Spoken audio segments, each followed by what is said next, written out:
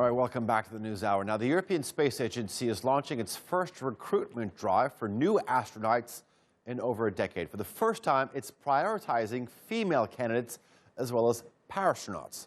The ESA has switched focus in order to boost diversity and says it's expecting a lot of applicants.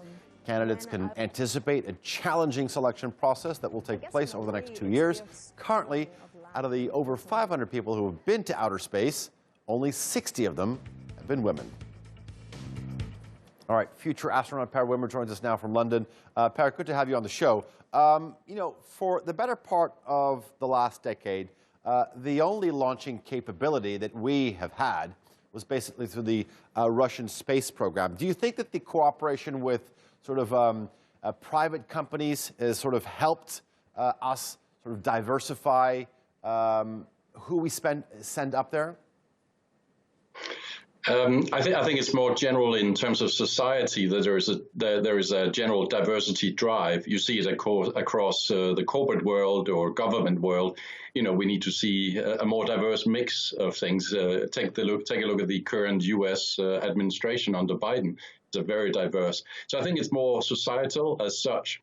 But obviously, it is encouraging and helpful to see that there are now better access to space, so that you don't just have to rely on the Soyuz rocket, courtesy of the Russians, but you now also have successful launches by SpaceX, and therefore also a whole new era of private space travel as well as public space travel. So we will have more people up there, and hopefully also a lot more women and also handicapped. I think it's an excellent mission that ESA has set out here. Okay, we introduced you as a future astronaut. When are you scheduled to go up?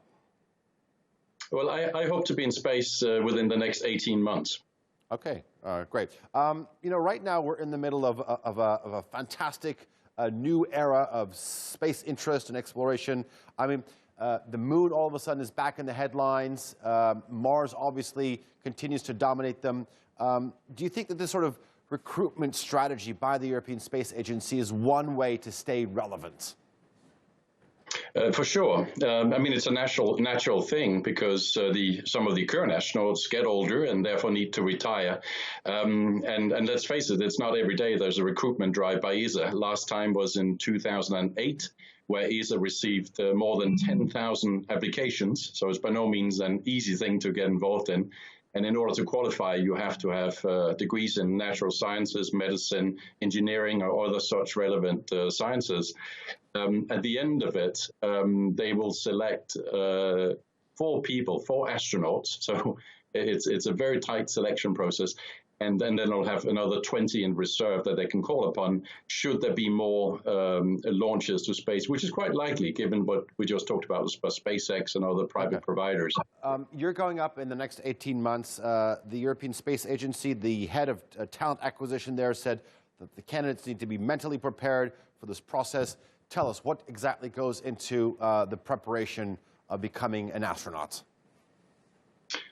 First and foremost, in this case for ESA, you need to have the right professional and academic qualifications. The areas I mentioned with engineering, mathematics, computer sciences, and such like. So, secondly, you need to have your medical certificate in order. You need to be in decent physical health and mental health as well, because it's quite straining.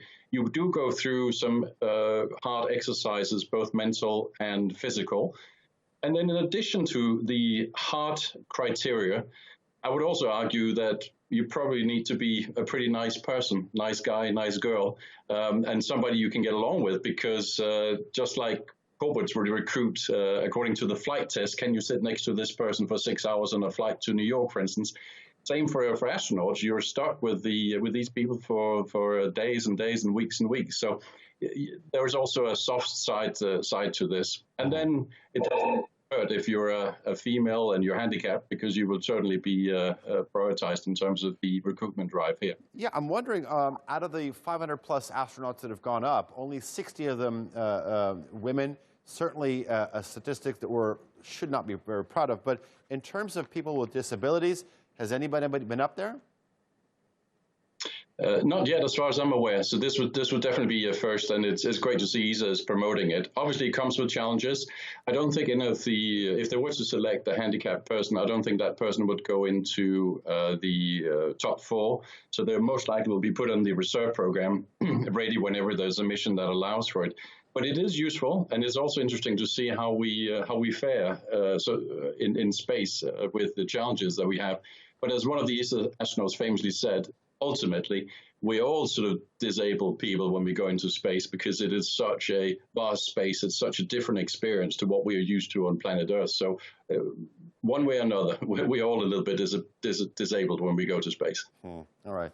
Fantastic news, and good luck with everything, Per. Thanks for joining us. Thank you. All right. Time for sports.